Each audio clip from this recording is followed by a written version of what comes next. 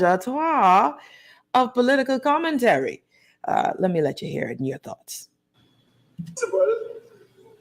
And I'm only being diverted, hopefully, for a few minutes, is responsible for roads and paths. Those individuals want to know when will they be paid. That's their most important focus. The chair recognizes the honorable member. I would only state so very briefly that this honorable member, you had to be the very last person where $18 million beyond what this honorable parliament approved. And you're lecturing about road and path. The reason why is very apparent. It's because we have to pay all of these contractors.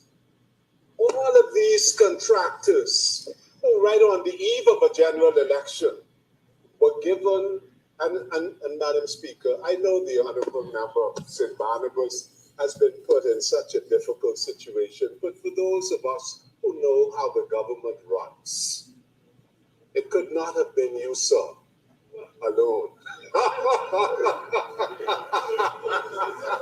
So the honorable member, I commend the honorable member of St. Barnabas because he has taken a blow. He has taken a blow that is well beyond his authority. But the honorable member of Kalani, please, sir, please act with the restraint that the situation requires. Well, what a time. Well, what a time. I mean, the decorum of punching blows and who done it. Well, that was something else, eh? Alfred says, just politely said, hold on, honorable member, how you get bold so? Who go there? Who raised you? You bold, eh? But anyways, Member of Parliament for St. Barnabas, Mr. Cartwright, we see you, my brother. We understand, we understand that you get swing, that this was above your pay grade and you get left holding the bag. And now your former boss is talking about payday and know full well you is the one left holding the bag because he overpaid the payday loan. He ain't paid the payday loan yet. Child, I thought that was very entertaining, y'all. Who done it? This House of Assembly is something else. I'm going to miss these. Anyways, special guest, the one and only Bishop Neil C Ellis. Welcome to the Hit Back. How are you? Oh, I'm right here, ready to hit back today. Thank you so much for having me, Nahaja. I've listened to you on a number of occasions, and I've followed you from a distance. And today I'm more than happy to be a part of your farewell activities as you move to higher ground. Yes, sir. Listen, I am so thankful that you said yes to joining me on the show today. And the reason being is that there's so much that many folks can learn from you, Bishop Ellis. Many people, we know you as Bishop Ellis, right? Leader of Mount Tabor, one of the most well-known, or if not the most well-known, most popular church in the country. We know you as a leader in terms of your philanthropy, in terms of your teachings and seeking to elevate the mindset of our people, and not just spiritually, but in all aspects of our lives, and tapping into the spiritual to change the mindset of people. So that you've become a very influential figure in our country. Because the Hit Back, one of the things we do, we talk about the mindset change. Oh, really? How do we shift our mindsets as a people for better governance, for more fiscal prudence and, prosperity? How do we emotionally get ourselves in a better space so that we can be the people we want to be, right? So that we can have the country we want to have. And you're a leader that lives that. You live that, you speak that, you preach that. And I have to ask this question to start. What does leadership mean to you? Well, Nahaja, first of all, let's just go straight at it. Yeah. Everything stands and falls on leadership. Hmm. But you cannot lead anybody unless there are people willing to follow. Mm. You cannot lead yourself. You lead others. To be an effective leader, you have to be clear first and foremost on the destination. Where am I going?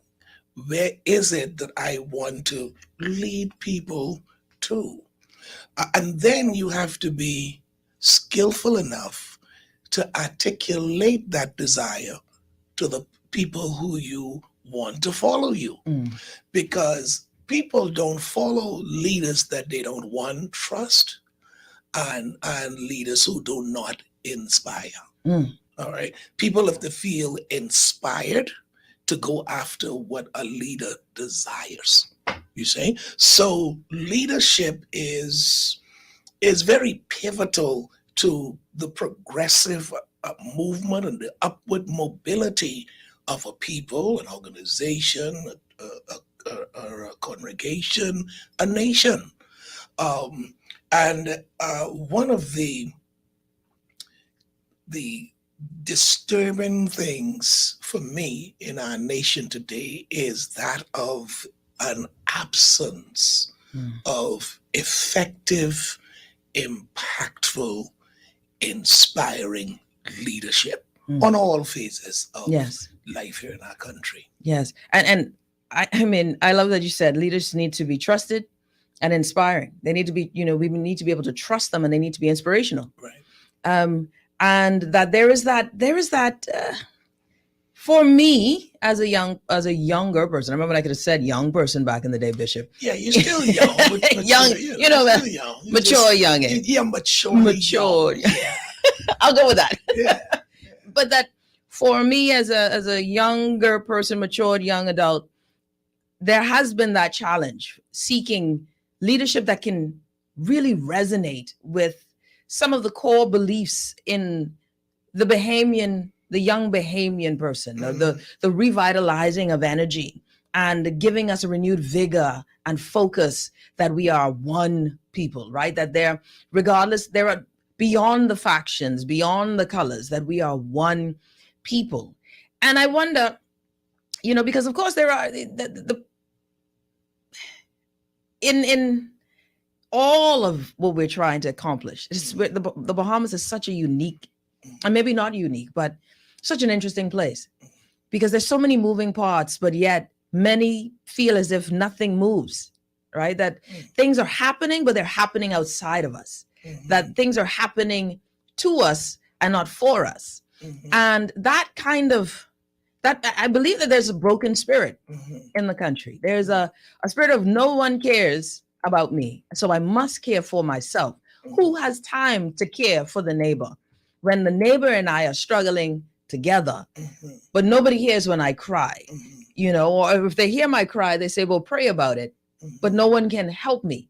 And I believe it's kind of created a broken and such a wounded spirit in country that we're kind of getting defeated and bogged down. That is some of the ways that when I talk with folks, I feel like we believe that we're in a circle and a cycle and nothing will change, and that this is where we are, and you got to be selfish to get ahead and all of that stuff. What do you say to that?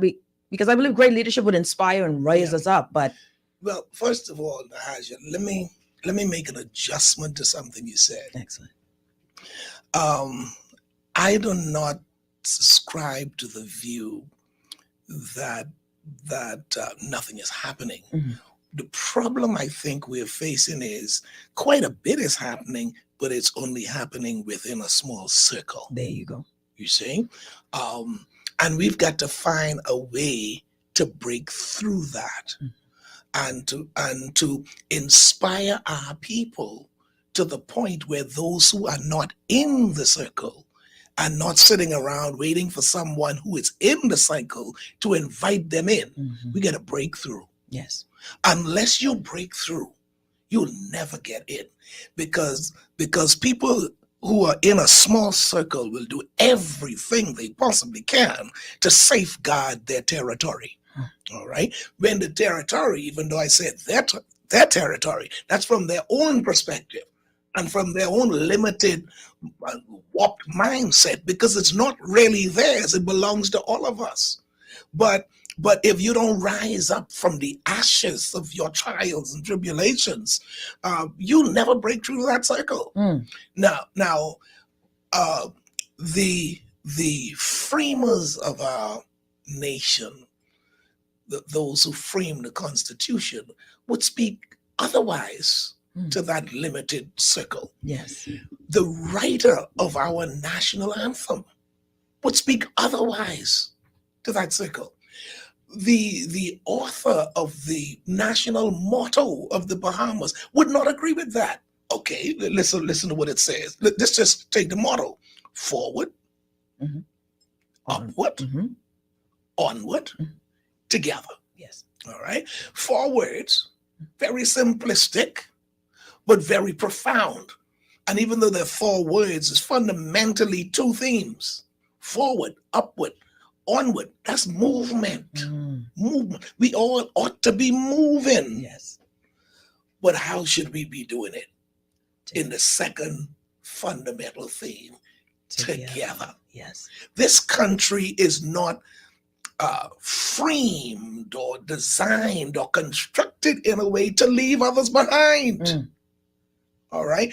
And so as we choose leaders for our country, not only the political leaders, but those who are leading civic organizations and other institutions in our countries, like the corporations, etc. We got to choose people not only from their intellectual accomplishments, but from their ability to comprehend the national goals.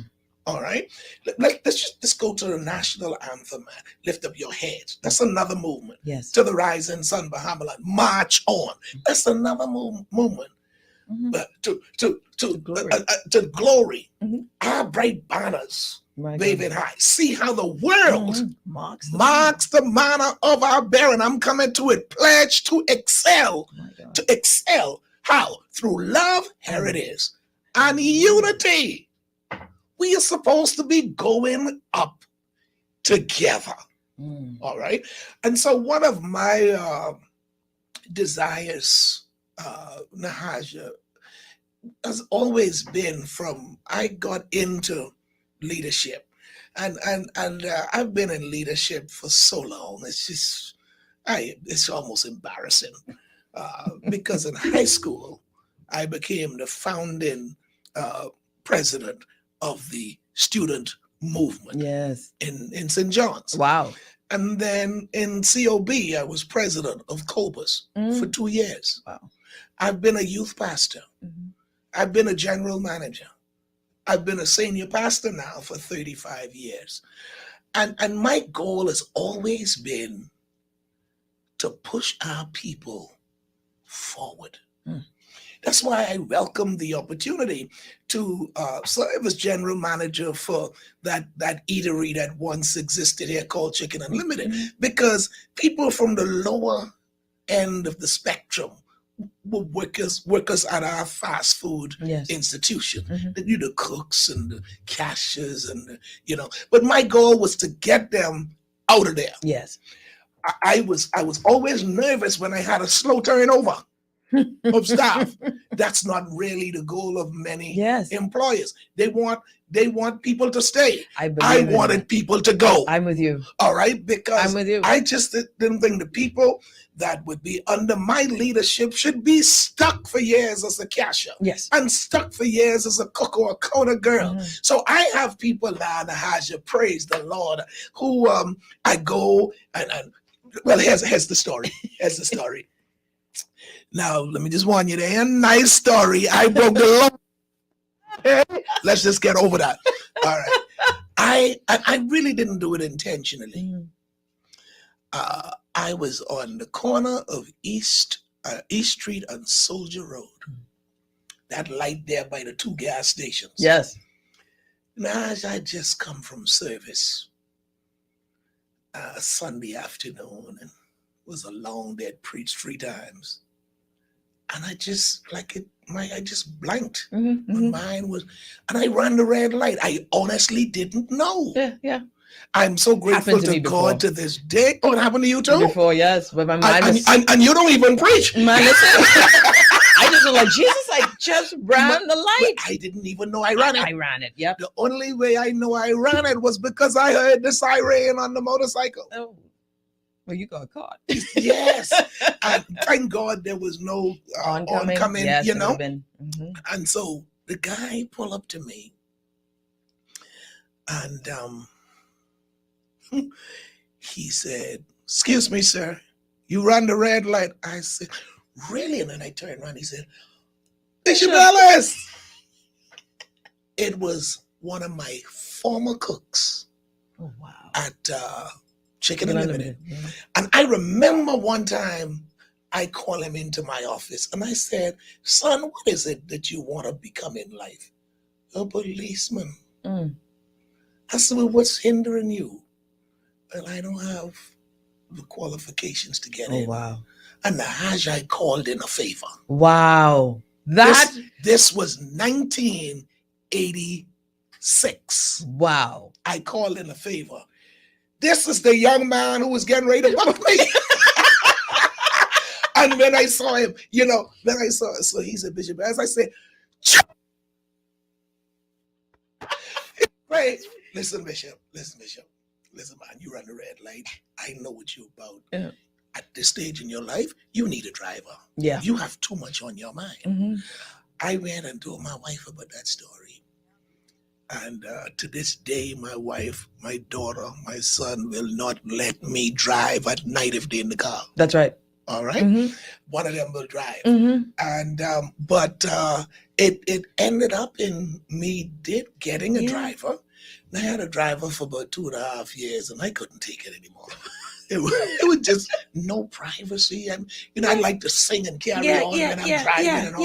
It was no, it just I couldn't take it. You couldn't let your hair down. I couldn't take it. Now at this age, I might reconsider. All right, but the point I was making there, what a joy it was to see a former cook of mine as a motorcyclist on the Royal Bahamas Police Force. Wow! But for that one intervention. He probably never would have been there. And that's been my same focus at the Mount Tabor Church. When we started that church, Nahaja, 35 years ago this month,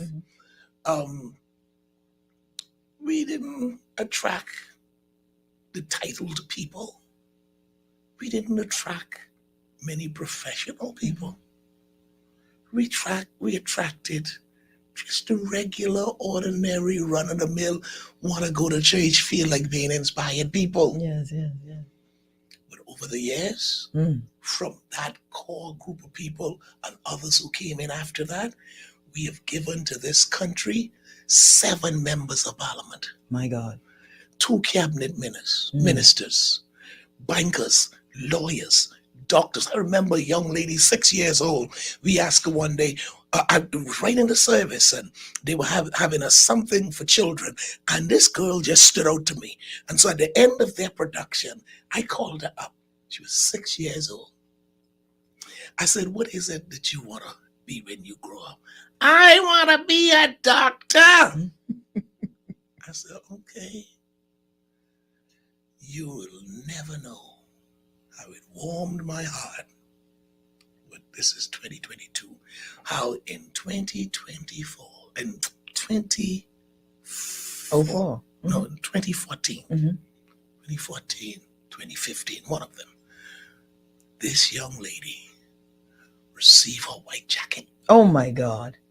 2 years later, Nahaja, she married a doctor. Oh my God. Who also grew up in our church. Wow. And became a doctor. So the thing is, I've always preached an empowering message. I don't like condemnation. I think people know when they've done wrong. People know when they're doing wrong. people know right from wrong. Yes. All right. You don't have to continue to preach that message. So I've always been inspired to preach empowering messages that could lift people from where they are to where they at one point in their lives need to be, and at another point in their lives want to be. Because there's room for both. After you've done what you need to do, there ought to be a time in your life where you do what you want to do. Yes. That's what is exciting Yes. about retiring. That's right. And I'll come back to that. Yes. But that's what's exciting. I will get a chance finally to do what I want to do. After being a leader all of these years, and particularly here in a small country, and leading a congregation and then leading other congregations and giving oversight to churches, and there's such a thin line for error. Yes. You have to walk, as it were, on eggshells. I remember one time I was at the mall, Marathon Mall, and coming out of the mall, going to my car, I had to clear my throat. I cleared my throat and I spat on the ground, and the lady next to me, who was also going to come, my God, you ain't ashamed? You call yourself a bishop and spitting on the ground? I was like, Lord, no, you need to help me right here so I don't get myself in trouble and I don't hurt my testimony. I couldn't. She's all right for her to spit. Yes, but not you. No, my spit ain't right. No, it for the cannot ground. land on the ground. No. That's My spit was different. supposed to go up. Yeah, no. It probably was supposed to go up, but it couldn't go down. No. But this is the kind of Wow. And see, this flows down to your spouse and your children. Yes. It wasn't until later in life when I had to make a decision for my children that I realized why people like Lyndon Pinlin and Arthur Hanna and Clement Maynard and them in those early days of our nation did to send their children abroad.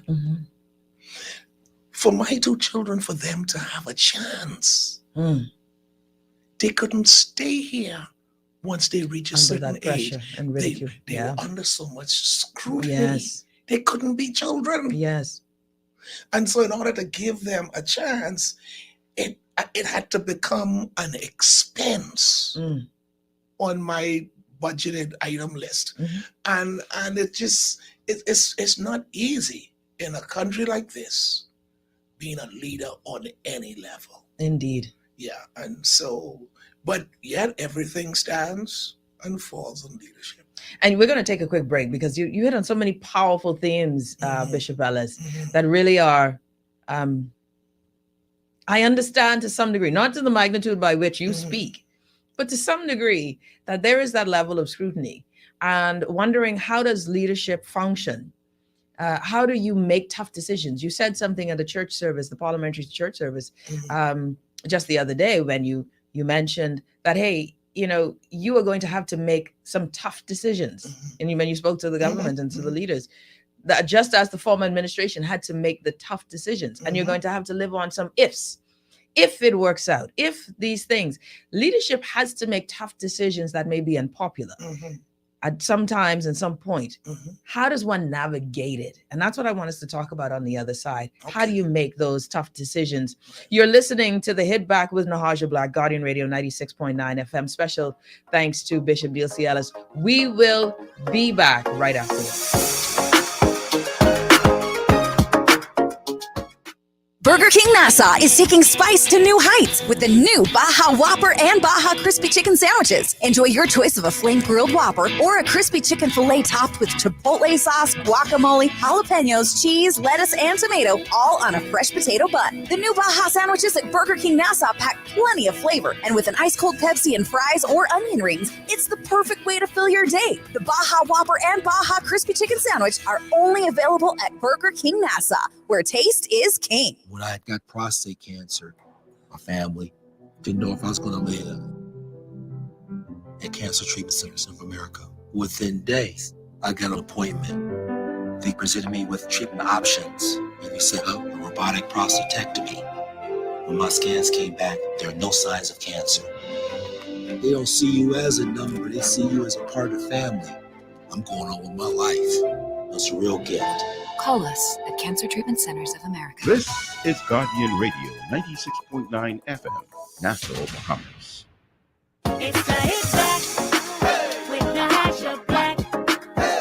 It's the hit back with Nahaja Black. It's the hit back with Nahaja Black. It's the hit back with Nahaja Black. And we're back. You're listening to the Hit Back with Nahaja Black, Guardian Radio 96.9 FM. We've got Bishop Neil C Ellis joining us in studio.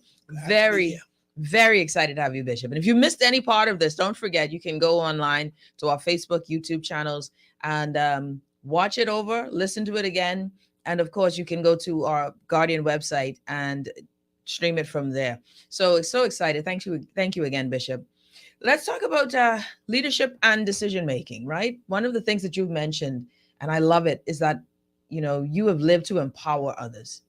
And that is that calling in your life that, hey, we elevate, you know, we the mindset shift. And every time I listen to you preach, Bishop, that's something that you're always, that I figure is your theme and your message innately in you, that, hey, listen, I remember there was a wonderful message you did just recently talking about your door, right? That, hey, listen, behold, I set before you a door, an open door. And that we're so busy looking other places, we're missing that this is our door. This is our moment to walk through it. And that don't watch anything else. Look at your door and walk through it, right? And that was a powerful message that really encouraged, listen, there it is. He's making that way. And he set before you your door. Right. Not anybody else's. Right. We're not trying to all jam up into somebody else's door. I've been blessed. Oh, yes. To get that level of specificity. Yes. Oh, yes. You have had to be listening. I was listening. Yeah. And it's so true. And that's one of the things that I share is that, hey, there's no scarcity in God. There's no need to fight for anything. What is for you is for you. And that way you can rejoice when others rejoice in their blessing and in what is going on in their lives, because you know that, behold, he sets before you your open door.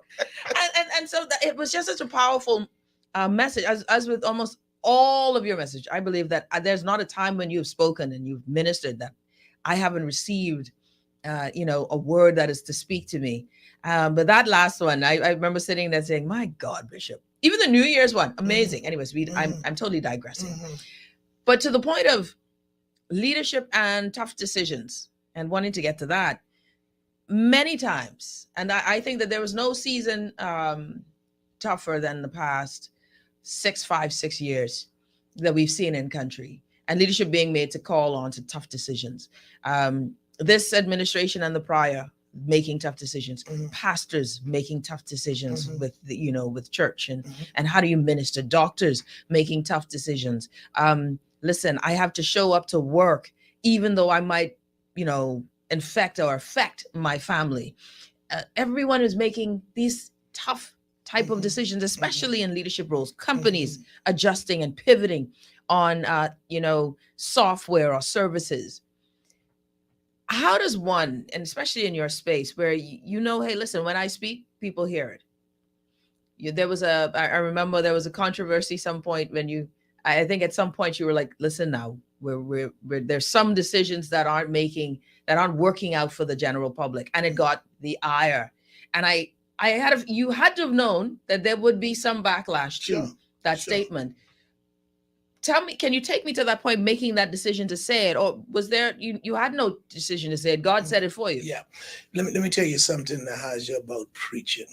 This is one of the unique things about preaching, and then there's a difference between preaching and making a speech. There are a whole lot of preachers who make speeches. That's right.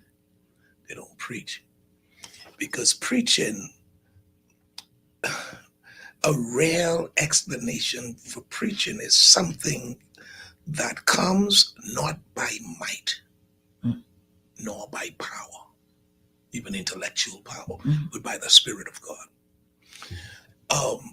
There's so many times that I get up to preach. An average sermon takes me 18 to 20 hours to prepare. Wow. It wouldn't go under 18. Very Wow. seldom.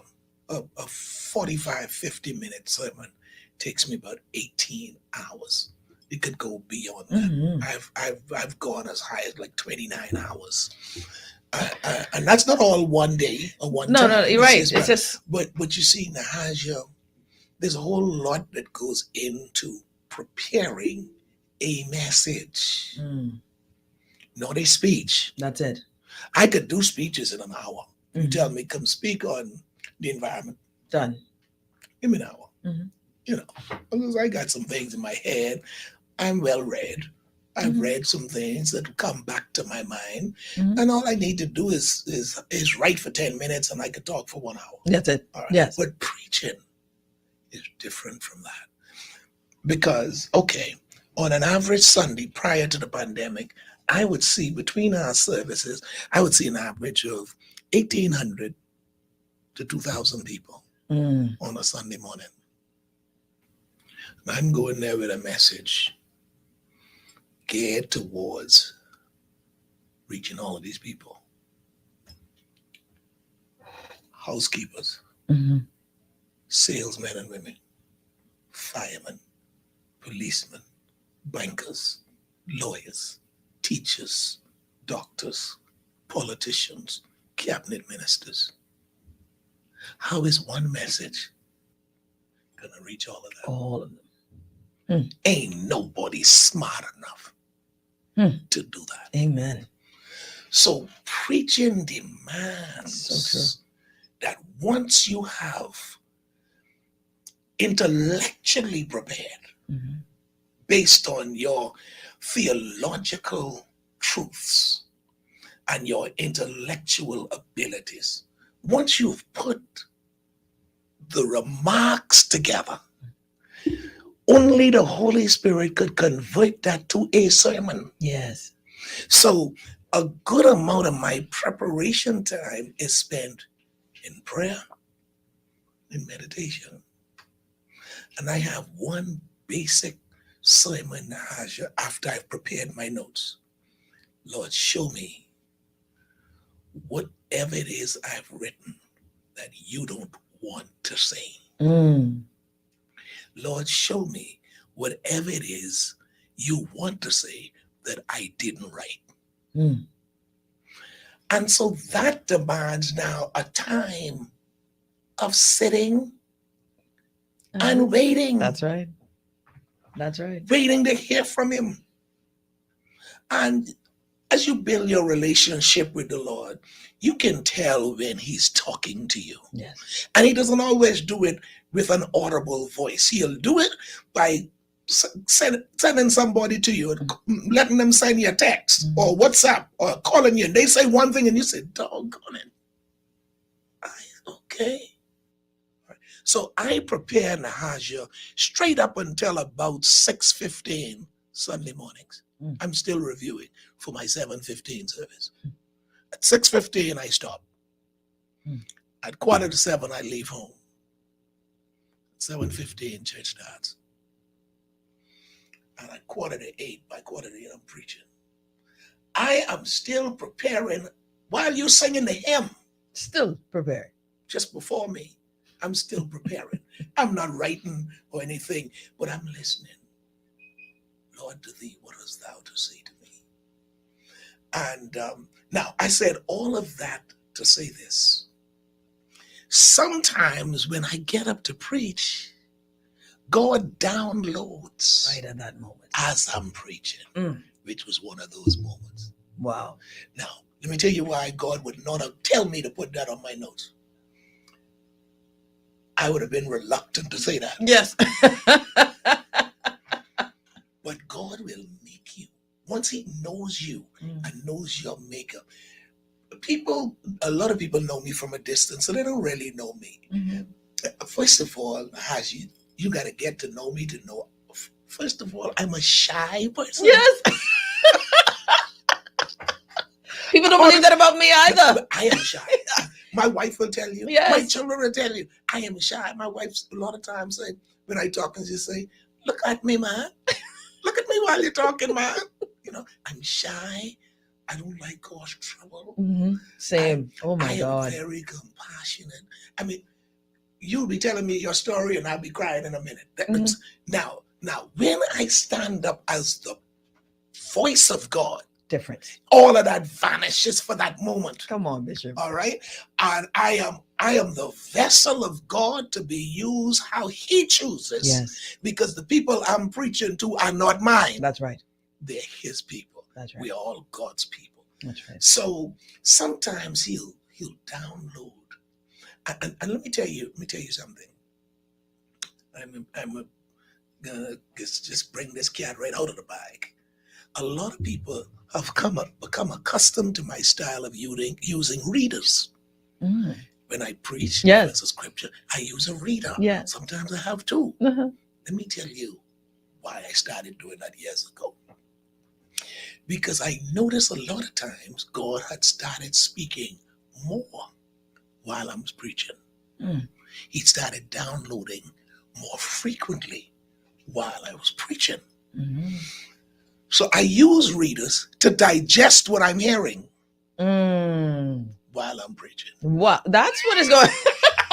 It gives you that space to hear it. Oh, while they're reading, I ain't listening to them. No, for the most part, because you already know what scripture they're reading. You studied. This is your 20-hour work day.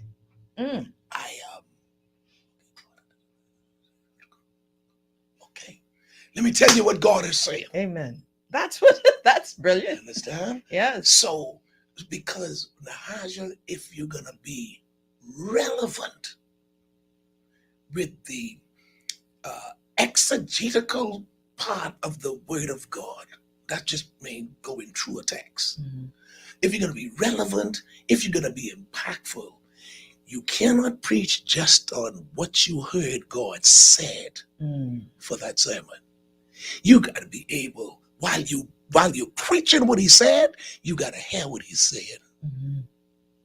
That's what differentiates preachers from being influential preachers, impactful preachers, to just, it was nice. Yeah. I enjoyed that. Yeah. See, while I want you to enjoy my messages, that's not the goal. While I want you to be blessed by my messages, that's not the goal. You want that quick, man, that quick and powerful word. I want you to be inspired to act. To act. I remember the first time I preached a sermon in the early 90s, and I just got up and God said, "I want to change the financial status of this entire congregation." What this man's saying. Oh, I got beat up on that from the public because I was live on radio. The public, all he's interested in is money, money. And if you got a poor congregation, how they can give me money? How they? That's what I'm saying. You know, but what I can tell you, my dear, is enough people grabbed a hold of that message to change the landscape of our congregation. Amen. And I noticed something. When that landscape changed, then we attracted more doctors. Yes. And more lawyers. It wasn't just me now That's raising them up. Yep. They were getting comrades come in because they could relate to this message. You see? I always believed in seminars. I used to have a number of seminars for not just business owners, potential business owners. If you feel something in your spirit that you're supposed to own a business, this one is for you. This seminar is. I remember one time in the service, in one of the services, and we were having 3 services at that point. It was in the middle service, the 9 o'clock service. And at that point, the 9 o'clock was always the biggest service at the 7 a.m., which was pretty good. The 9 o'clock was the overflowing service, people in the hallways and the vestibule, 11 o'clock full. Mm-hmm. I said, how many of you in here do not own property? 60%, Wow. 70% of the congregation stood to their feet. Mm-hmm. I said, how many of you do not own your own home? Basically the same thing. So what I organized was a gathering where we brought 480 of our members together who stood to their feet. And we had First Caribbean, Royal, Scotia, Barclays, and Bank of the Bahamas. Mm-hmm. I had all 5 of them come at a general meeting with these 480 people and made a pitch for mortgages and loans for property. And I said to each of them in my briefing, I said, I want all of these people who want loans for property, go to one bank. And I want all of these people who want mortgages for their own place, go to one bank. Y'all decide. Who's going to take that on? Yeah. Wow. I said, and it's going to happen based on what you propose. That's it. Royal got the award. Mm-hmm. No, sorry, it wasn't Royal. Royal didn't come in the running. Scotia got the award for properties to the tune Nahaja of about $4 million worth of loans. Wow. First Caribbean got the thing for the mortgages, $6 million. This is powerful. Now, it's a lot of money that went out to the bank. I didn't care. What I wasn't concerned with what Nothing. they were getting. No. I was concerned with About what our membership. people. That elevation They of were property getting property and of home ownership. They were getting Yes. mortgages. That changes you, you know. That changes your portfolio. Listen, not only your Tremendously. portfolio, Nahaja, it has been statistically proven that marriages last longer when the couple live in their own homes. You're right. You're right. It's been proven. Yes. All right. So sometimes we look at all of these divorces that's going on, and the people didn't fall out of love. Yeah. Just the level of misery they can't manage. There's money for rent going down the drain every month. Nothing they can't I see own, nothing that's 5 right. years later to prove it or to show for it. And it's a level of frustration. I'm a man. I want to put my family in my own. So he starts acting up. Yeah. Not that he's out of love. He's embarrassed. He's ashamed.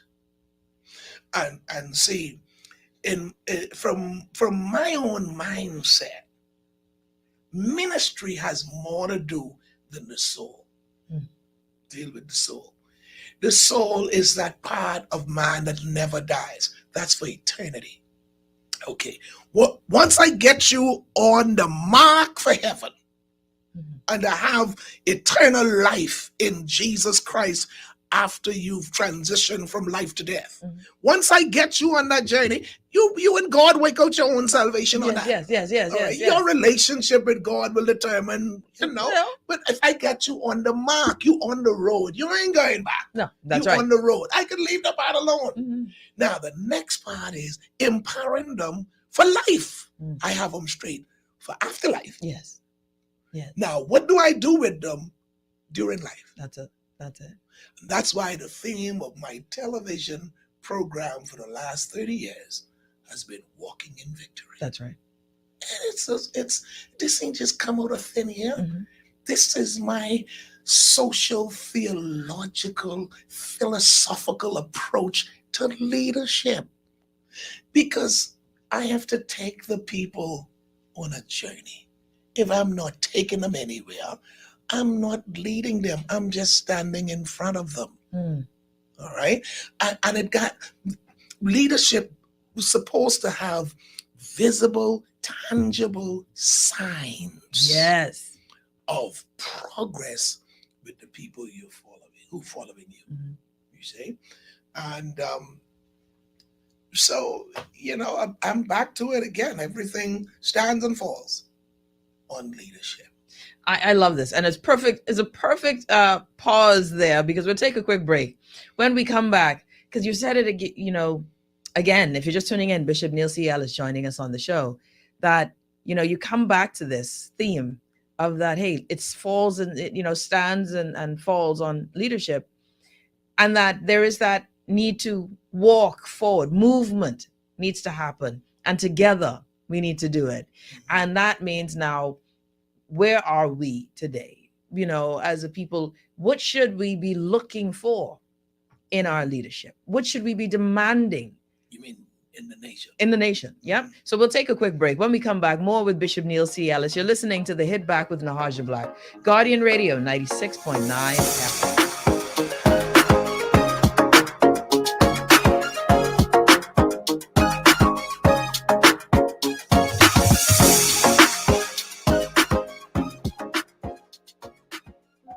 Loss of family members is very isolating, and people who have experienced loss appreciate when others have shared their grief. If you can't be there in person, go to the Nassau Guardian's website online at thenassauguardian.com and visit our obituary link. The Nassau Guardian's interactive obituary link allows you to read the funeral announcement, express condolences, or place photos on the online guest book for 1 full year. Losing a loved one is painful, but that pain isn't the worst thing to happen. Friends, loved ones, colleagues, and neighbors who ignore the loss compound the pain.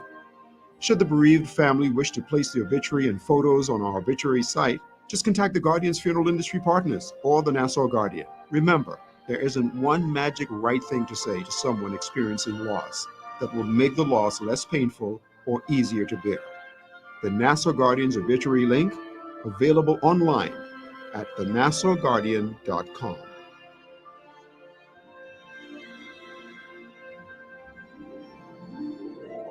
Are you interested in the Bahamian economy? How about tips to improve your financial literacy? Tune into Guardian Radio's newest financial podcast series, C-File Talks. The podcast will provide listeners with their weekly dose of economic issues and solutions and the keys to financial freedom. C-File Talks will be hosted by an array of finance experts here to give honest and beneficial advice. You won't want to miss the C-File Talks podcast series, Monday evenings from 6:30 to 7 p.m. here on Guardian Radio 96.9 FM.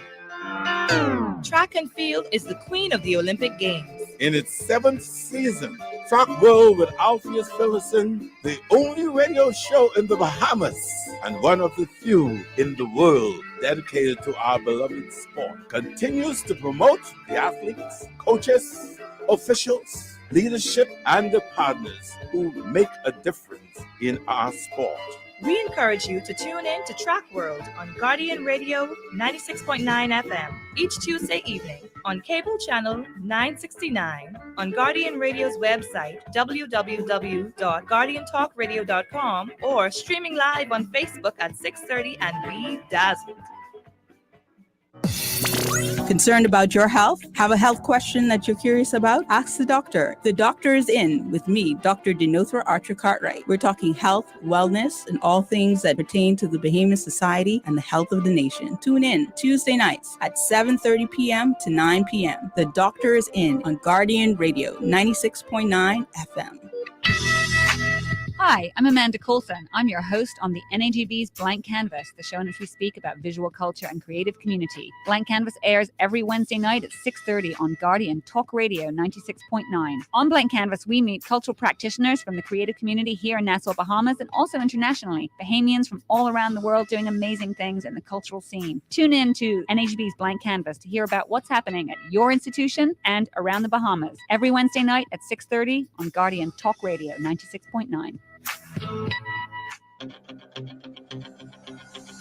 There comes a time when the game tolerates no spectators, only players. There comes a time when we must recognize that our individual aspirations shape our collective destiny. There comes a time when getting in the game, despite the risks, despite the challenges, regardless of the cost, is simply the right thing to do. There comes a time when we must find our hearts, find our soul and pursue our purpose for the greater good of all, for country, for humanity. There comes a time when we must manifest our true greatness. Yes, there comes a time, and that time is now. So let's get down to the essentials. The essentials. Serious radio for serious people committed to advancing the national conversation. The Essentials with Hubert Edwards, Thursday nights live at 6:30 p.m. to 8 p.m. on Guardian Radio 96.9. This is your host, Valentino Brown, inside the inner city. Join us as we continue to tell our stories, challenges, talk about the history, and share our hopes and dreams. Tune into Inside the Inner City on Fridays at 6:30 p.m. on Guardian Radio 96.9 FM. And remember, the place in which I fit will not exist until I make it. Do you know you can get your business cards designed and printed for as low as 18 cents a card? If it's a poster you want, you can pay as little as $6 a square foot. If your print needs are short or long run, digital printing, wide format, or print consultation, call the best. Call Print Masters. Print Masters' goal is to provide its clients with the highest level of personal, professional service at an affordable price. Our state-of-the-art technology also makes working together efficient and easy. Laminations, business cards, flyers, posters, window and floor decals are just a few of the digitized print services offered at Print Masters. Call 302-2361, 302-2361, or visit us at the Nassau Guardian Building in Oaksfield. Print with the best. Print with Print Masters.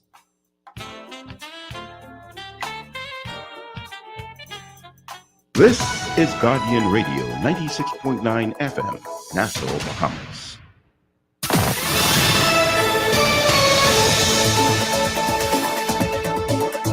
Good afternoon. I'm Tashina Robinson, and here's a look at some of the stories coming up in our 6 o'clock broadcast. For the first 6 months of this fiscal year, government's revenue outpacing projections by $162 million. The government's fiscal year starts July 1st and wraps up 12 months later on June 30th.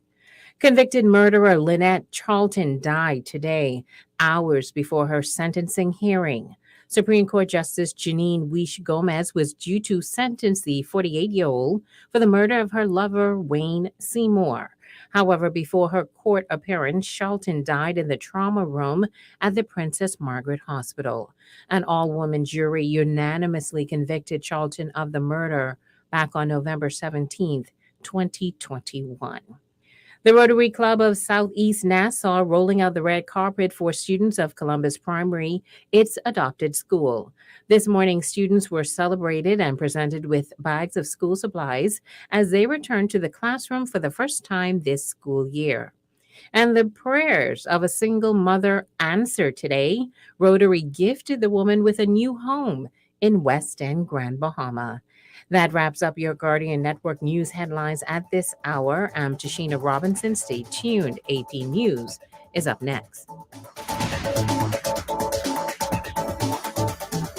Coronavirus update. I'm Ed Donahue with an AP News Minute. Stocks finished lower. The Dow down 518 points. The number of people filing for unemployment benefits is falling again. After 3 weeks of jobless claims rising in tandem with the Omicron surge in COVID-19 cases, the number has now dropped 2 weeks in a row. The Labor Department reports 238,000 Americans applied for jobless aid last week, down by 23,000. With the ups and downs, however, the 4-week average edged up again. It's now at 255,000. A total of 1.6 million Americans were collecting jobless aid the week that ended January 22nd.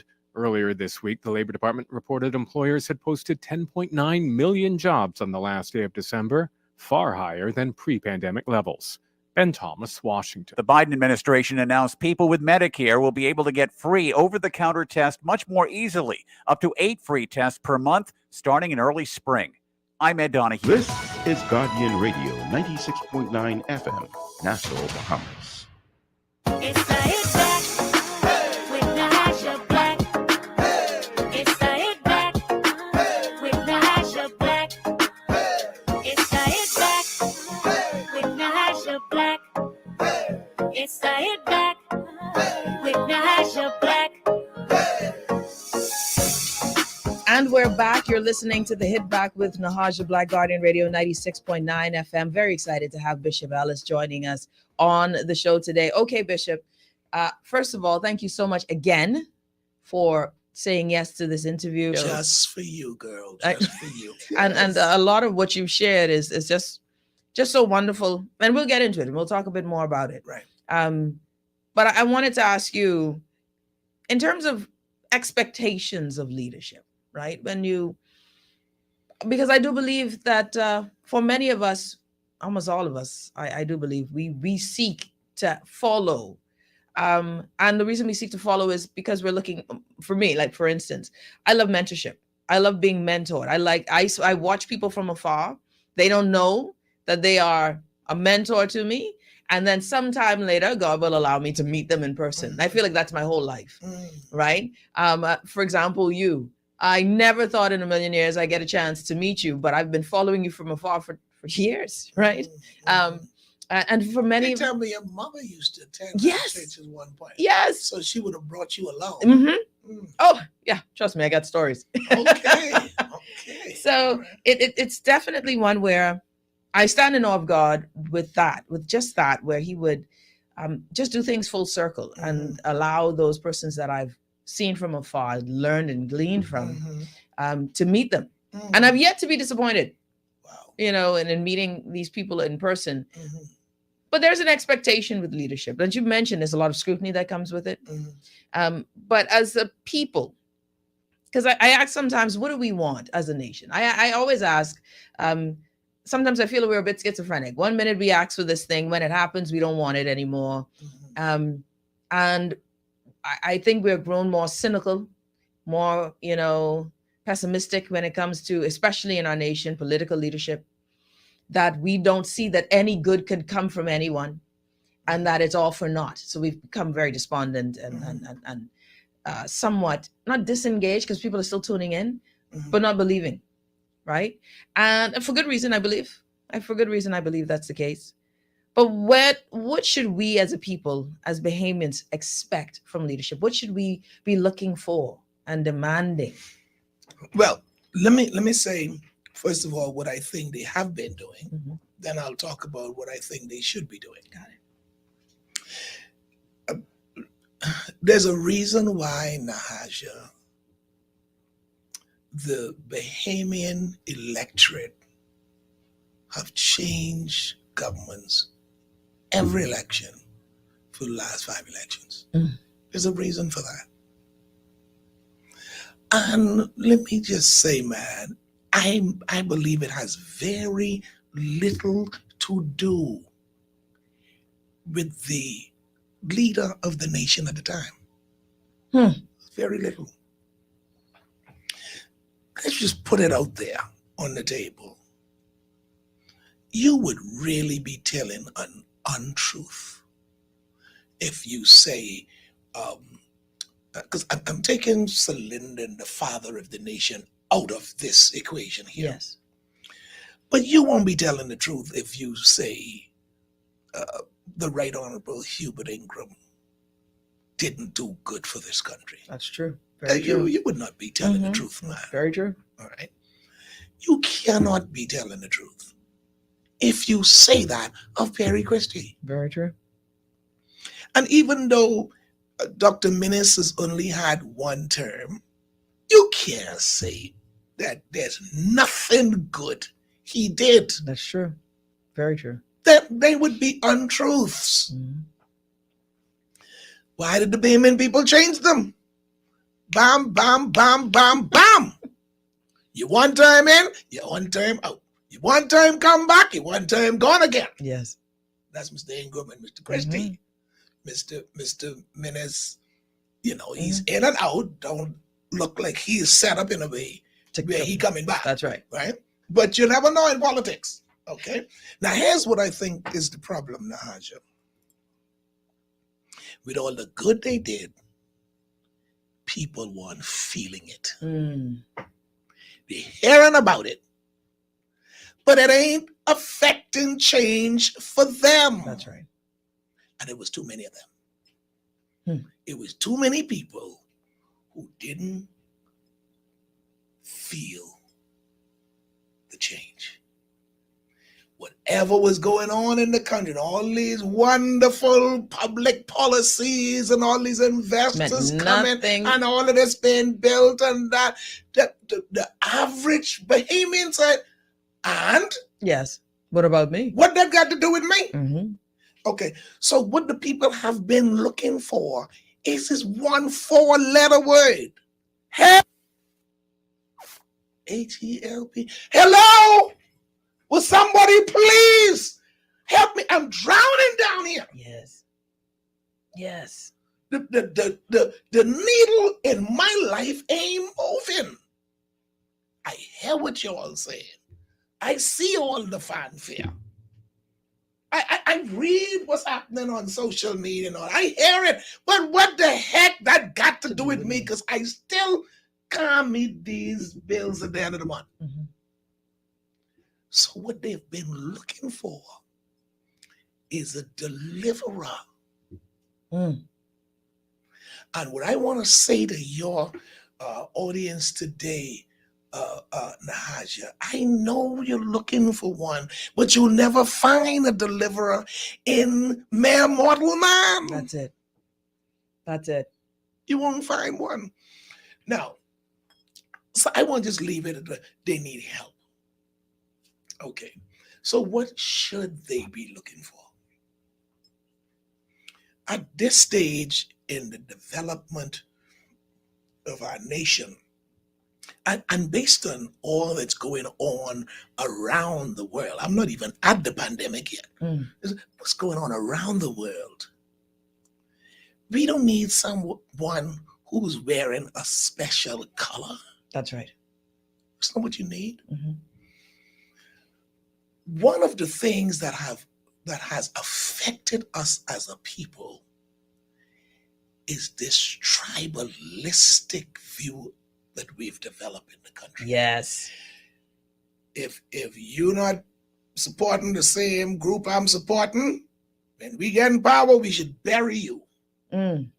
That's it. We should bury you. And so we've become a very tribalistic people. And so we have been gazing towards who's with us. That's the group we're going with. Yes. Right? And so a government comes to power, and somebody who has a different color on, who better fits the bill for this national assignment. Exactly. Gets trampled upon. Gets thrown to the side. Wrong color. Mm. Wrong color. Stifles us. So we have, in order to appease our base, we have misplaced a lot of people in national life. Come on, Bishop. We have violated the trust of the Bahamian people who want better for our country and better for themselves. And we violated their trust by being narrow-minded and tribalistic.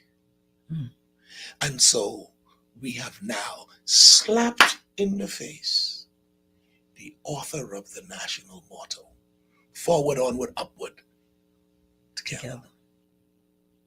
Not forward, upward, onward for this period, for those who with us. That's not how you run a nation. And so what our people should be looking for is someone with a national inclusive program that they should present to us before election. I think we got to get to the point.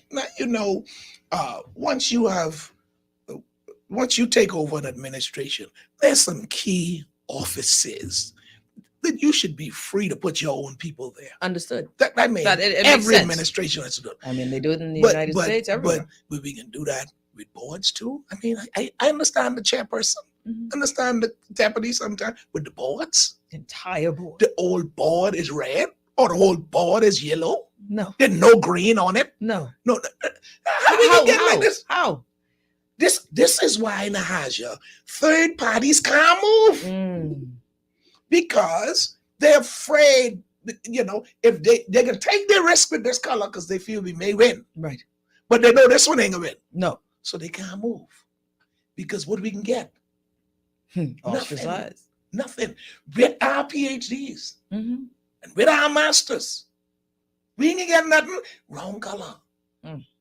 So we have to now demand that you show us how your political agenda is all inclusive. That's why we also need to get to the place, Nahaja, where departments like immigration, the policy shouldn't change every time the government change. Come on now. We need like a 50-year policy for immigration. It shouldn't be that hard, Bishop. No, I'm not saying it's hard to happen. What is hard is to implement. That's it. Because, see, once you get that, then you should be judged by how you were governed by what you met in place. That's right. That's right. You see? And so if we know, okay, this is the policy in immigration, you can't come there as a new government to change the policy. I could understand maybe 20 years after it's been implemented, you got to freshen it up. Look at it and you got to say, tweak it is it and all working? that. Right. Yeah, this is no longer relevant. Right. Let's change clause A and let's tweak clause C. Right. But you can't throw the whole policy away because that ain't your policy. That's the Bahamian policy. Yes. You met that, and we trust in you to manage this. See? And it should be the same thing with education. Yes. Oh. All right. And the reason why education, you're having a struggle, you're having education, is simple. The policy keep changing every 5 years. For an education policy to really take root, Nahaja, I've done my homework and I've done my questioning and I've discovered that you need something that you're working on at least 15 years for you to start to see. Thank you. Because that's the only way you can see it. It needs time. It needs time. Yeah. So, it would have been so wonderful now. I just believe that the present education minister is the best shot we have. First of all, she's a woman. All right. She understands as a mother what children and parents go through, man. Yes. All right. Especially in times like these.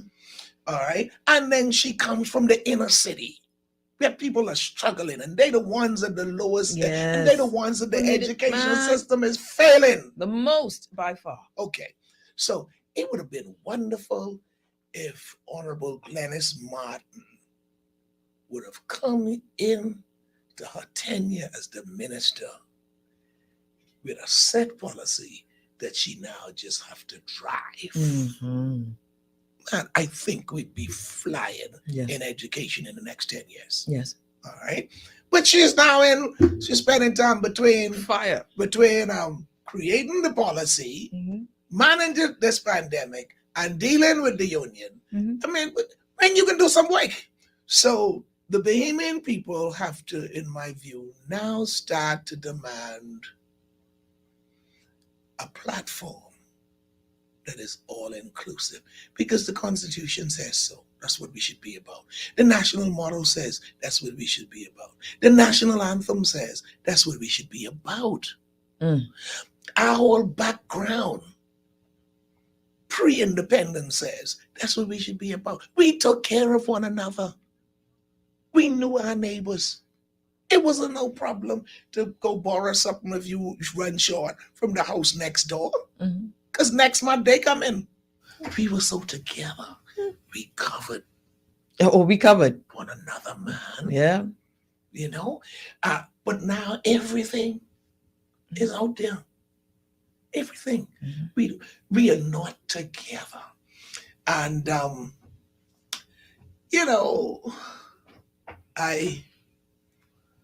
I don't flaunt my politics. I don't think it's that much of a secret who I lean toward. Yeah. That's election time. That's election time.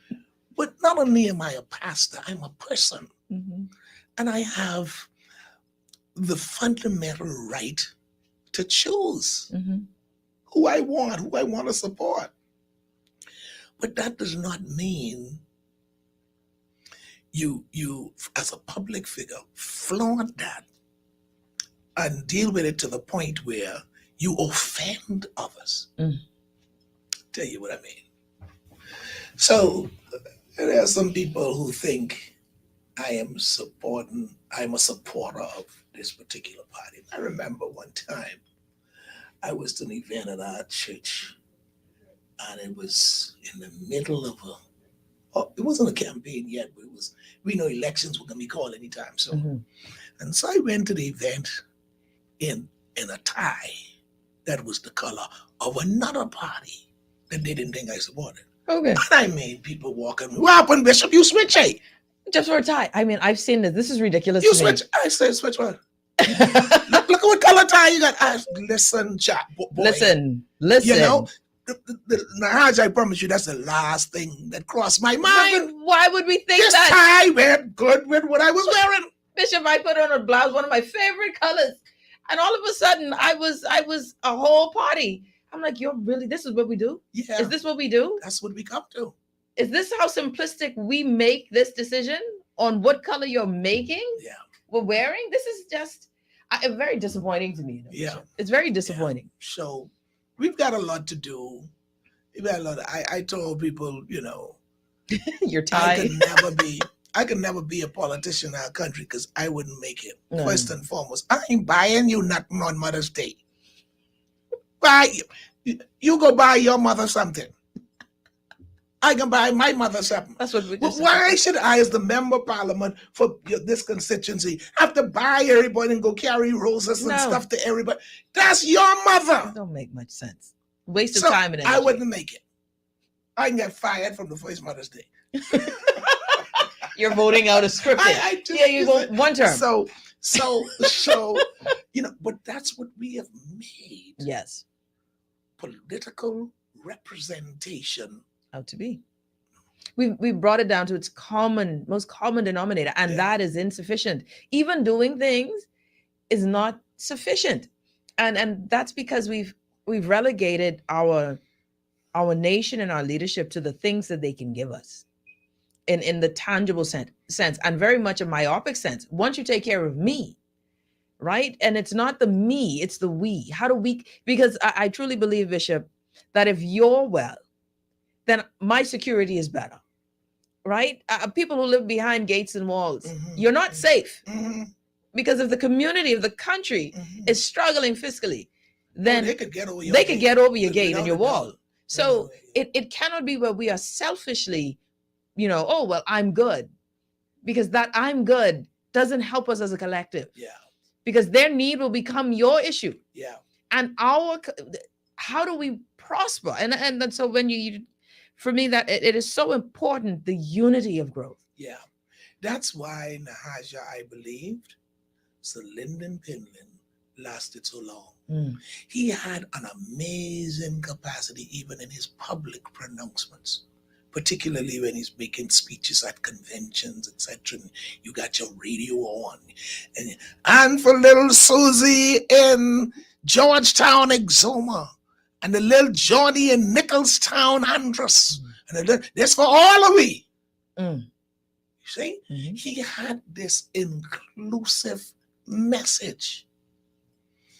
And somehow, with his transitioning from political life to private life, something got lost in the process. And we start seeing a minimizing of the inclusion of people across the country. Man. I mean, there were people, man, I'm from Poggy Bay in Bimini. You know, I got to Nassau. So Lyndon Pinlin made a trip to Bimini. And the school had invited me to give the welcome address. This is a 3-minute address written by somebody and passed on to me. All I had to do was like remember it and recite it. And when I was finished, she said, "Who is that boy?" Wow. The bottom line. I passed for 4 high schools: St. John's, St. Anne's, St. Augustine's, and Prince Will. I was the 7th child. My father said, "No more money. You can't go." Mr. Pinlin intervened. And Nahaja, he paid my first year in St. John's. Wow. That's how I got In Nassau? in Nassau. Wow. Without that, watch this terminology now, angelic intervention. That's it. Amen. I probably would have been in jail or somewhere strung out because, right after that, the drug trade kicked out. That's right. I'd have been dead or something. Wow. And that intervention from a 3-minute presentation Won't he do it? changed the whole trajectory of my life. I know. 3 minutes. But he paid the first year. And there are all kinds of stories, Nahaja, of those kind of things that Sir Lyndon Pinlin, the Prime Minister of the Bahamas, does. And you know what? Brave Davis, the present Prime Minister, reminds me of him. Wow. There are all kinds of stories. The more I hear, the more I listen, the more I hear of stories. This is not to suggest that others didn't do their share. But I mean, with Mr. Davis, like Mr. Pinlin, there was a proliferation of generosity and kindness because they saw something in these people. And that, till the road we've trod leads unto our God, let's all march on. Let's all march on. I can't go far if you ain't moving at all. That's right. Come on. And I think this is what we've got to come back to, man. Unless we are all moving, none of us are progressing. That's right. So we'll take a quick break. When we come back, more with Bishop Neil C Ellis. You're listening to The Hit Back with Nahaja Black.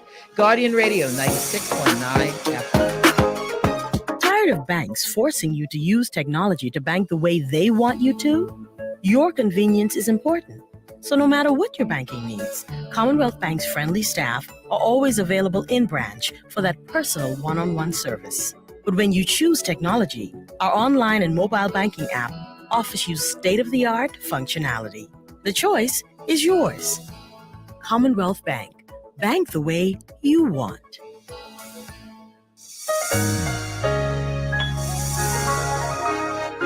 Fidelity. We're good for you. We believe in relationship banking. We take pride in getting to know our clients. You have access to knowledgeable, approachable ambassadors and financial coaches so that we can recommend the best product for you. At Fidelity, we care about you. From your financial health to your physical health, we can relate to you because we're just like you. Come and start your relationship banking experience with us today.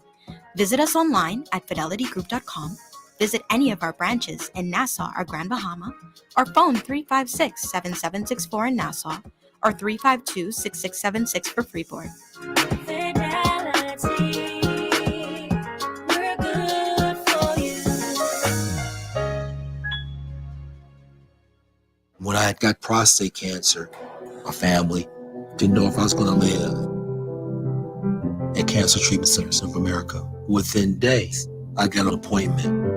They presented me with treatment options, and we set up a robotic prostatectomy. When my scans came back, there are no signs of cancer. They don't see you as a number, they see you as a part of the family.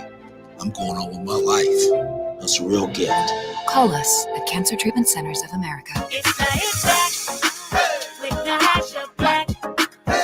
It's the Hit Back with Nahaja Black. It's the Hit Back with Nahaja Black. It's the Hit Back with Nahaja Black.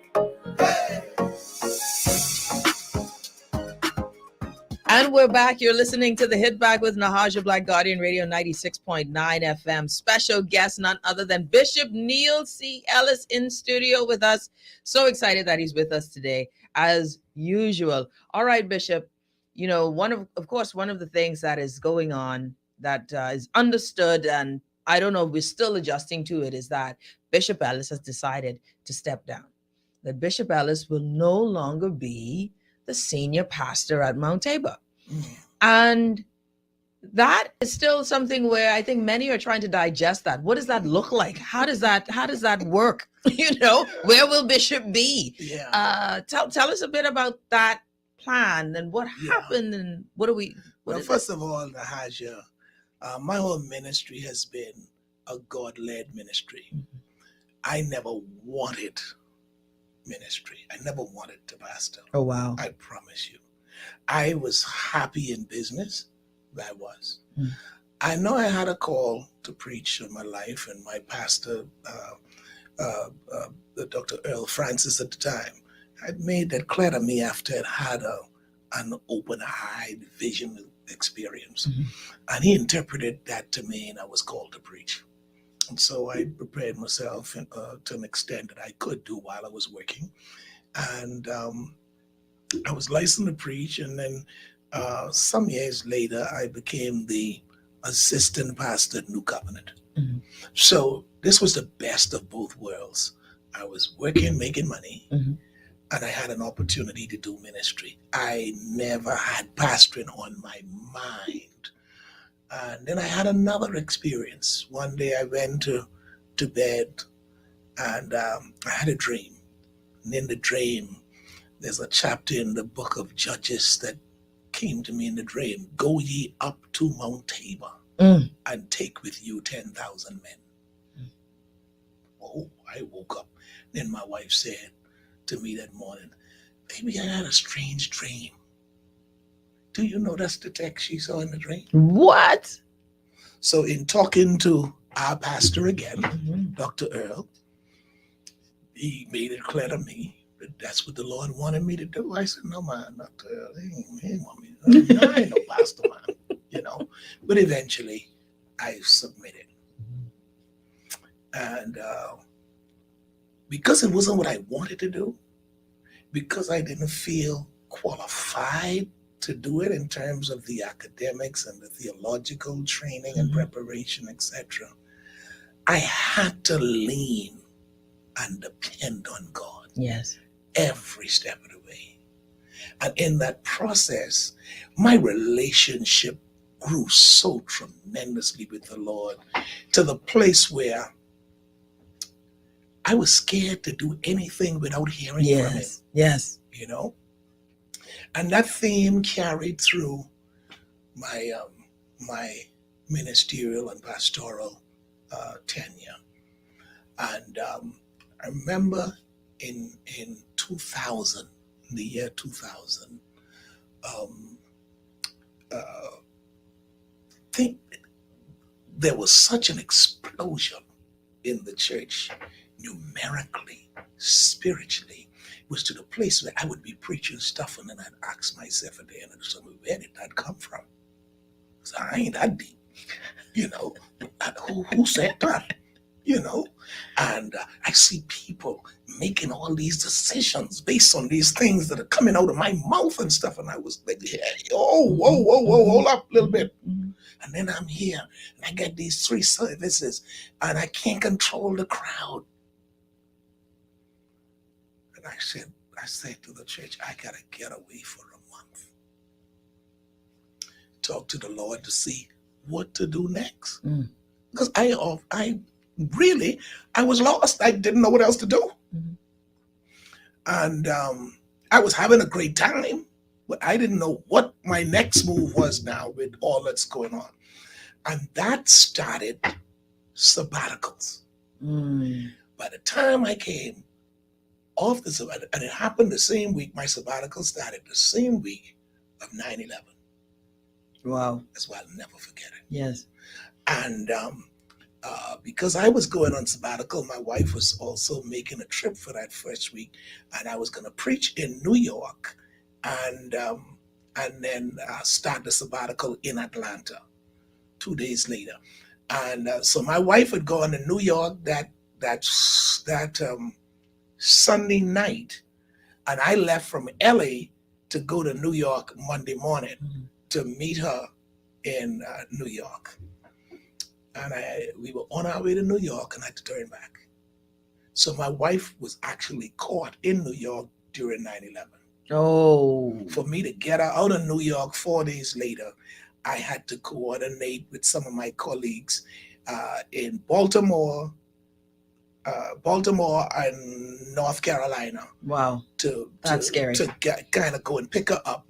One picked her up from DC, got her to Baltimore. The other one picked her up from Baltimore, got her to Carolina. One picked her up from Carolina, brought her to Atlanta, where I was.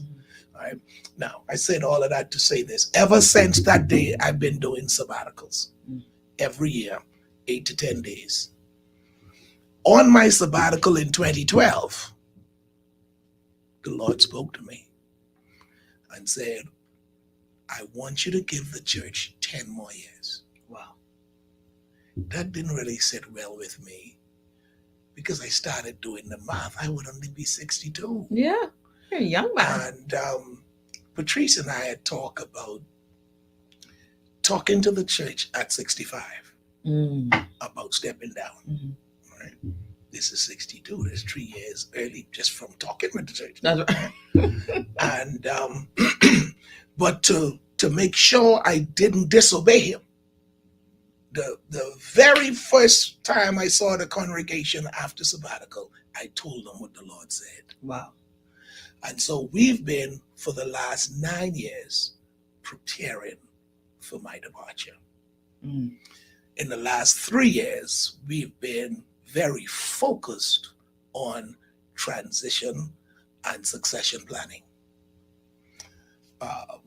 Pastor Ellis, who I thought would succeed me, Pastor Delton, my brother, when I mentioned it to him at 2012 before I went to the church, he said, well, hey man, I don't want to be in the top spot. Yeah, that's what it's surprising to many. Are you kidding me? It surprised many. After all I poured into you, boy, you know, it was like, hey, don't forget, you're my baby brother. You don't tell me what to do. And he convinced me, he said, Bishop, I always desired to be number one at being number two. But I don't want to be number one. That's powerful. All right. And I respected that. That's powerful. And I said, you know, Delton, I respect you more for this. Yes. I said, but since you're in charge of the pastors, when I only have 5 years left, you're going to have to step down. Yeah. That would give me an opportunity to spend some more time with them. We have 8 full-time pastors. And he agreed. And that's why he stepped down. Interesting. 4 years ago. Yes. And he's no longer on the staff. And we've had an intense investigation that was launched. And once the investigation was finished and applications were in, we had an intense interviewing process. And when it was all said and done, Pastor Dario Carey was my choice. The church had told me I can choose my successor, but I didn't want it to end with me. So first of all, he had to go, all of the candidates had to see 3 other people independently, 2 of my colleagues outside of the country. Got it. And then a businessman here, because they would talk to him about, interview the candidates on finance, budgeting, administration, people skills. That's what the person here did. One of the colleagues abroad, they drilled them on understanding ministry, understanding vision, and understanding theology. Right? And then another colleague interviewed them on integrity, character, loyalty, and commitment to Global United Fellowship. And all 3 ended on one. I took him I took the name in September to the church. I said, this is who I'm recommending. I want to give the church a month to pray on it, to investigate him, to see what you come up with on your own, and to ask me any questions you need to ask, because you may find some things I missed. That's right. Right? On the a month later, we went back to the church, and I said, okay, you've had a month. Let's make a decision. If you want to accept my recommendation, I'm going to ask you to stand. Mhm. If you have reservations, I'm going to ask you to remain seated. Yeah. And it was unanimous. Really? Yep. That was October, first week in October Of last year. really? And so the 4th of January, my successor took up office at the church as the incoming pastor. Wow. That's that designed for him to spend the final year that I'm there with me. Yes. We've taken that process because he's been out of the country for the last 21 years. Mhm. We actually sent this young man to seminary. Wow. 21 years ago, we sent 5 people. 4 came home, but the power of a woman Hey. kept him in New Orleans. You best believe it. He got married, Mhm. got a great job, did life, and then 8 years ago got called to a church in New Orleans. Mm. And I've had the opportunity to preach there a couple of times. He always stayed in touch, even though he was not home. For the last 8 to 9 years, he always brought in the new year with us. He'd come, spend New Year's Eve with us, and stay for the first Sunday. He wanted to be with me while I'm preaching to get his marching orders for the year. So he's been a fine young man over the years. I'm so very, very proud of him. And so he's here now, and we're working closely with him. Everything I do, he's right there with me. I have high hopes for him. Now, here's the big question. Am I really ready to go? That's right. No. Mm. My heart is with those people. Yes. They're my children. I raised most of them up in their walk with God. Most of them got saved under me, got baptized by me. I've seen them grow and then fledged and go into their careers, etc., etc. So it ain't easy walking away from him. This is a very difficult thing to do. But I've made myself comfortable with it because that's what God said. That's right. And I'm not going to fight what No. God said. Oh, no. As it relates to what I'm going to do, I've always continued to say to people, I'm waiting on him. He's the one who told me, give him 10 years. So he obviously has a plan for after the 10 years. Am I clear on what the plan is yet? Not quite. I think God has taken me to the limit with this one. Because I don't know if he's just testing my faithfulness and my willingness to obey to the T, to the letter. So I've had, since our announcement, any amount of opportunities. I've had some invitations to serve and this, that, and that. And now some people are trying to get me on some boards and all that. But I'm too focused for that. I told everybody, God said 10. That's it. It's not going to be 9.5. No, it's 10. Or 9 7 months. It's 10, every bit of it. As a matter of fact, I am so 10 in that I am scheduled to preach the first Sunday in January. Just next to year. make sure that that's 10. I am going straight out. Mm. You see? And so I couldn't tell you today exactly what it is. God is starting to give me glimpses of what it might be. But I'm not taking that on now. Yes. You know, I still have a lot more I want to accomplish before December ends. And I want this Nahaja, not because I'm leaving, I'm slacking up. I want this to be one of my strongest years ever. Yes. And I mean, somebody asked me last week, Bishop, you sure you retiring? I said, what you mean, man? The kind of sermons you preaching? I know. You should see me about retiring. I said, it's not by might. nor by power. When we first went back into the church after the first lockdown, people were coming to me, said, "Well, Bishop, because of the pandemic now, you think you may slow your retirement date down?" I said, "Are you kidding me? Are you telling me that when God told me in 2012, give 10 more, that he wouldn't know between 2020 and now we'll be in a pandemic?" I said, "Come on, man. Come on." Now, even though I didn't agree with this time, I now today understand why the Lord would do that. Because, Nahaja, to be honest with you, I think post-pandemic, it's time. It'll be time.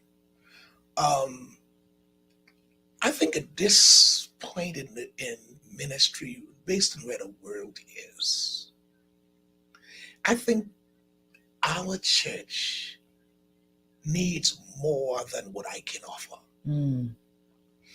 I think that's interesting that you would say that. Yeah, and I can't speak for other churches, but I think the Lord said give 10 more because he wanted me to have the responsibility of resetting the agenda for the church. Not only for our church, but based on the other seat I sit in, I represent hundreds of churches. That's right. And so that's another story. So I've been so busy restructuring ministry, resetting the agenda. I think my goal as a seasoned churchman was to be around long enough during this period to reset and restructure the agenda of the church and to put the right people in place and to find the next person. Because in this season that's coming up, Nahaja, every pastor who's going to be effective, in addition to everything else he knows, that's right, he has to be almost a technological guru. Yes.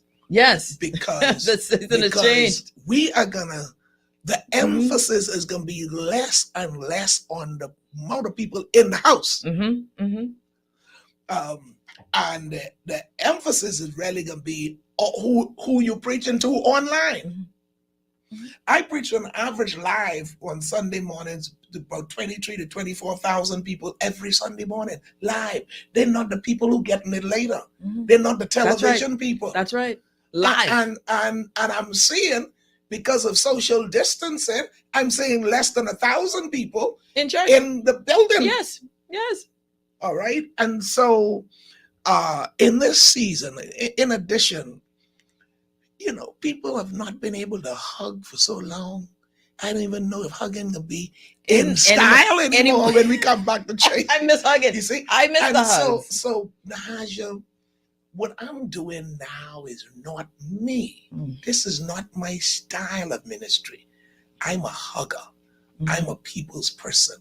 My greatest thing I looked forward to on Sunday mornings was going to the door and hugging people and saying, that's how I used to find out who's in church.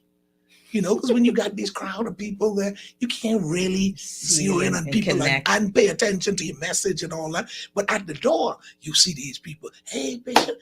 Hey, what you doing there? Bishop, please. I ain't been there for 2 years. So, hey, one of the tricks of leading a large congregation. Yeah. So I'd gone to the point where I used to call all the women, hey, baby. Yeah, that's it. I stay away from names because I didn't. Hey, baby. And I used to call all of them, hey, champ. It works. But I missed that part. I missed the altar ministry. You can't lay hands on people and just pray over people and touch them. And oh, man. So I guess my season is winding down. And even if it is, it has to.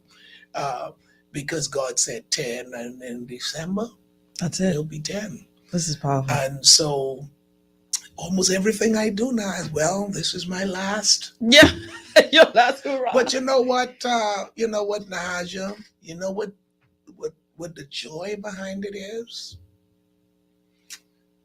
I get to choose my time to go out, even though it's what God said. But I get to transition. Yes. And I have a say in who succeeds me. Yes. I'm not dying in that pulpit. That's right. At least even if I die now, we done made the decision. Yes. So, It's so interesting, Bishop, because your transition seems to be going so smoothly. Oh, it's very smooth. Compared to others who are trying the same. Yeah. And there are some pastors who have died in that spot, right? Yeah. And I always, I commend Pastor Dave Burrows and BFM on their transition, right? But of course, the tragedy that struck there. Yeah. But and I find that this is this is something that is so crazy, and why I am very moved by the unique process that you're doing at your ministry, where the relinquishing of power or position is so difficult, and and we don't see it much, the importance of succession planning, the followers into leaders, leaders into agents of change, that building of the next generation.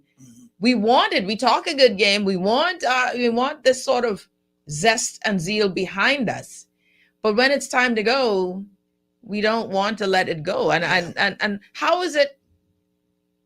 Because I wonder, is everyone not getting the message? Success is not success unless you have a successor. Success without a successor is only progress. Hey. Right? One of the challenges we've had in national life is there have been few successors that people left in place. You have to fight to find them. You have to go to court to settle it. Yes. Yeah, and that's not only, one of the saddest things in our national life has been every prime minister was fired. Every single one. Every prime minister had to be voted out of office. And then there's this imbalance in their group, trying to find who's next. Success demands you have a successor. And without a successor, success only means you made progress. That's it. You could make progress, but that doesn't make you a successful person. That's right. You see? I am pleased with the fellowship of the Mount Tabor Church. They've been with me every step of the way, and that's partly because I've kept them in the loop the last 9 years. This is what we're doing. Y'all don't forget what the Lord said now. We got to pick up the pace a little more now because, in 3 years, I'm going to have to step down. So make sure now your connection to this ministry is not based on personality. That's it. Come on now.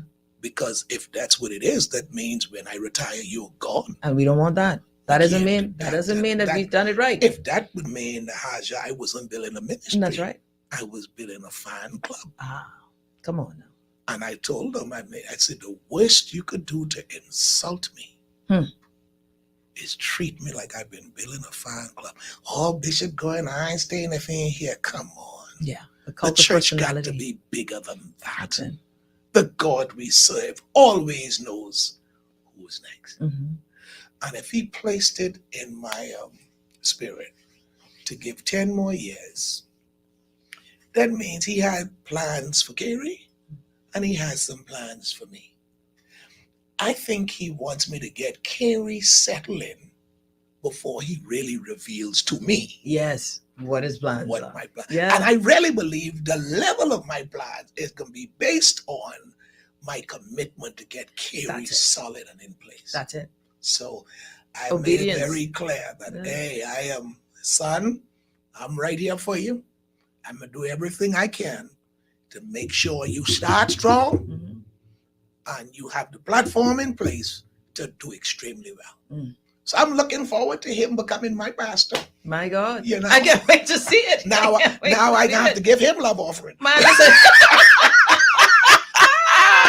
Jesus help me. Help me.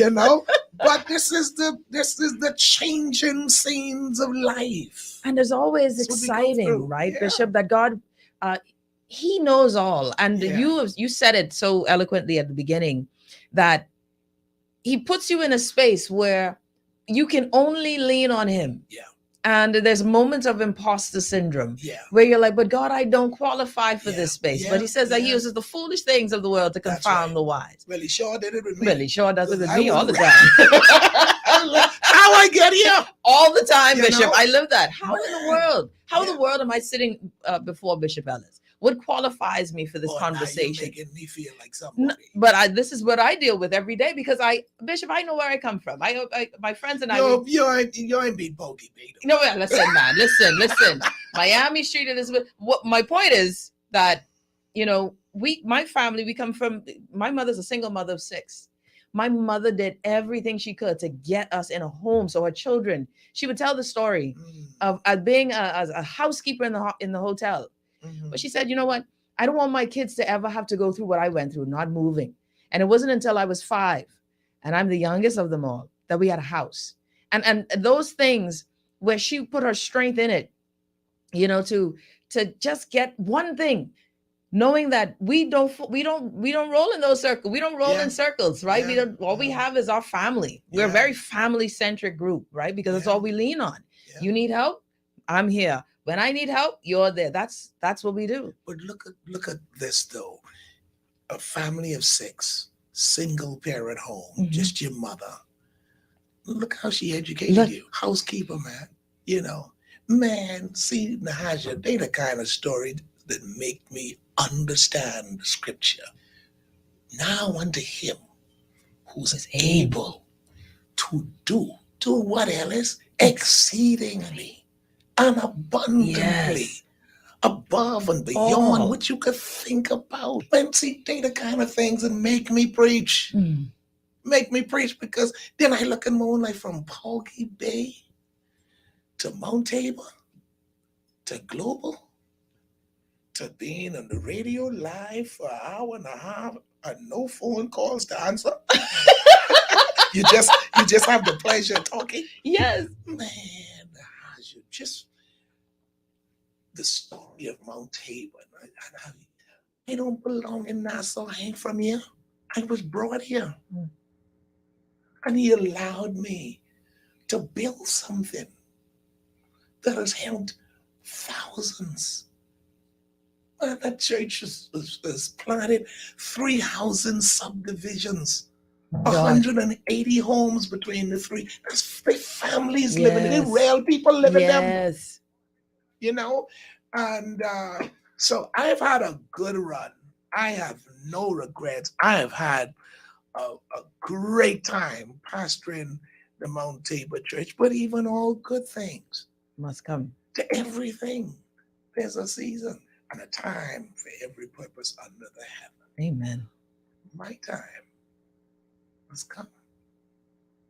And I must wear this gracefully while I'm excited about the opportunity for us to carry, to take it from here. I am hoping and praying that he is able, through the mercies of God, to take that ministry to a place where it has never been. And that's what God does for us. We go from glory to glory. Yeah, God is good. He's faithful. And all I say to you, Nahaja, is go with God. Don't leave him outside of the equation of your life, because he has a plan for you.